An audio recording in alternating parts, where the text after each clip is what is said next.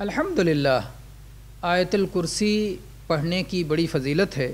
ابو امامہ رضی اللہ عنہ نبی کریم صلی اللہ علیہ وسلم سے روایت کرتے ہیں کہ جو شخص فرض صلاتوں کے بعد آیت الکرسی پڑھے گا، جنت میں داخل ہونے سے اس کے لیے صرف ایک رکاوٹ ہے اور وہ موت ہے۔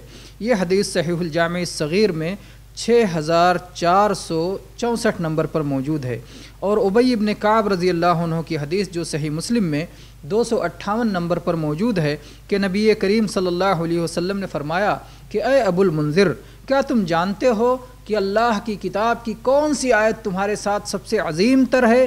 انہوں نے کہا، نہایت ادب سے جواب دیا، اللہ اور اس کے رسول زیادہ بہتر جانتے ہیں۔